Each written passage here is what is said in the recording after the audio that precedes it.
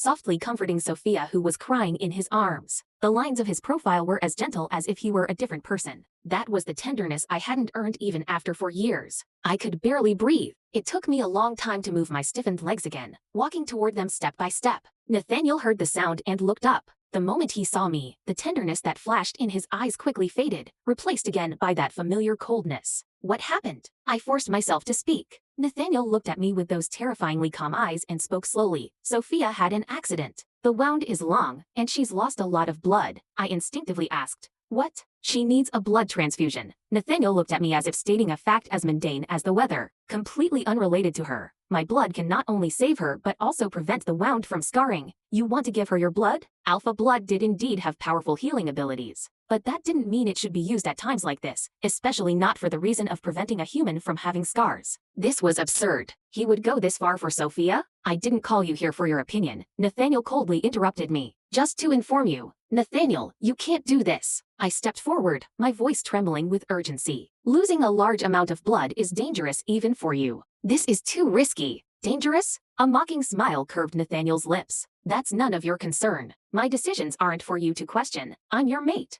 The words burst out, carrying a desperation I hadn't even noticed in myself. Mate? The mockery in his eyes deepened. Remember your place, Amelia? You're just a conveniently suitable arranged marriage partner when I needed one. Now, move aside. I see. So my only value as his mate was to be a silent background prop when told he decided to risk himself for another woman. How ironic. Fine, I stepped back, feeling all the strength drained from my body. Nathaniel released Sophia and helped her sit in a nearby chair. He comforted her with gentle words, then turned and strode toward the treatment room. Just as the door was about to close, I called out, Nathaniel. He stopped and turned to look at me without emotion. For a moment, I wanted to ask him, in these 4 years, did you ever care for me, even for a second? But meeting those cold eyes, I knew the answer would only disappoint me more. In the end, I only said, be safe. His gaze seemed to flicker slightly, but he said nothing in the end. He turned and went to donate blood without hesitation. I finally understood completely. His love for Sophia was profound enough that he would give his precious blood for her. And my 4 years of devotion and waiting were nothing but a joke. In the corridor, I sat on the cold bench. Sophia walked out of the hospital room, wiped away her tears, sat down beside me, and spoke in a gentle tone. I'm sorry for troubling Nathaniel again because of me. You know, when I first learned about you, I was really angry. But he said you were just a tool he used to deal with Alpha William.